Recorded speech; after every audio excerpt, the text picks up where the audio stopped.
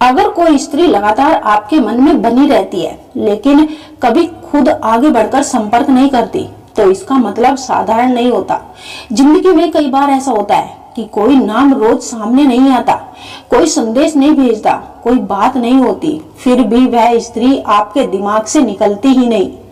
आप अपने काम में लगे हो, दोस्तों के बीच हो या रात की खामोशी में अकेले हो, अचानक उसका चेहरा, उसकी आवाज, उसकी मौजूदगी का एहसास मन में उतर आता है और तब वही सवाल उभरता है, अगर मैं उसे इतना महसूस करता हूँ तो वह कभी संपर्क क्यों नहीं करती। ये सवाल दिखने में आसान लगता है, लेकिन इसके भीतर भावनाएं और मनोविज्ञान की कई परतें छिपी होती है। ये सिर्फ प्रेम या आकर्षण का मामला नहीं होता, बल्कि इसमें मन, डर, आत्मसम्मान, अहम और अंदरूनी संघर्ष सब कुछ शामिल होता है। आइए इसे थोड़ा और गहराई से समझते हैं। सबसे पहले ये समझना बहुत जरूरी है कि मन यूं ही किसी को पकड़कर नहीं बैठता। मनोविज्ञान कहता है कि इंसान का दिमाग उसी व्यक्ति को बार बार याद करता है जिसके साथ कई भावनाएं और अधूरापन जुड़ा होता है। अगर कोई स्त्री बार बार आपके विचारों में आती है तो इसका मतलब है कि उसके साथ कुछ अधूरा रह गया, कुछ कहा नहीं गया, कुछ समझा नहीं गया था, या कुछ ऐसा घटा जिसने मन की पूर्ण विराम नहीं लेने दिया। दिमाग अधूरी कहानी को बार बार दोहराता है। अब सवाल यह है कि वह संपर्क क्यों नहीं करती। इसका ये अर्थ निकल कर आया है कि उसे परवाह नहीं, अक्सर एक भूल होती है। कई बार स्त्री इसलिए संपर्क नहीं करती क्योंकि वह ज्यादा गहराई से महसूस करती है। कम नहीं, जहां पुरुष बात करके हल्का होना चाहता है, वहीं स्त्री कई बार चुप रहकर खुद को संभालती है। उसकी खामोशी कमजोरी नहीं, बल्कि भावनात्मक सुरक्षा का तरीका होती है। कई बार वह खुद से संघर्ष कर रही होती है। वह जानती है कि अगर उसने संपर्क किया तो भावनाएं फिर से जागेगी। जो व्यक्ति इस समय सबसे पहले याद आता है वह हमारे जीवन में विशेष स्थान रखता है। अगर कोई स्त्री रोज सुबह बिना किसी प्रयास के आपके विचारों में आ जाती है तो समझिए वह आपके भावों की जड़ में पहुंच चुकी है।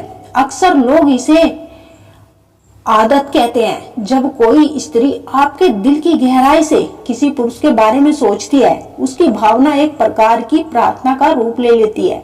ये ऊर्जा ब्रह्मांड तक पहुंचती है और फिर ब्रह्मांड उस पुरुष के जीवन में घटनाक्रम बदलना शुरू कर देता है। कभी ये बदलाव भीतर होते हैं। पुरुष अचानक आध्यात्मिकता महसूस करने लगता है, संवेदनशील हो जाता है, अनजानी भावनाओं को अनुभव करता है। कभी यह परिवर्तन बाहरी दुनिया में दिखाई देता है। वो वही जगह चला जाता है जहां उन्होंने साथ समय बिताया था, या किसी गंध, किसी गीत, किसी रंग में उसे वही भावनाएं महसूस हो रही होती है और उस स्त्री से जुड़ी हुई है।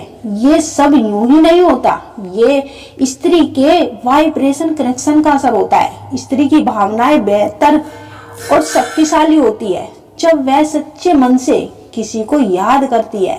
ब्रह्मांड उस ऊर्जा को थामकर उसी पुरुष तक पहुंचा देता है। जब स्त्री की याद बहुत पवित्र और गहरी होती है तब उसका प्रभाव केवल मन या भावना तक सीमित नहीं रहता, वह आत्मा के स्तर पर पहुंच जाता है।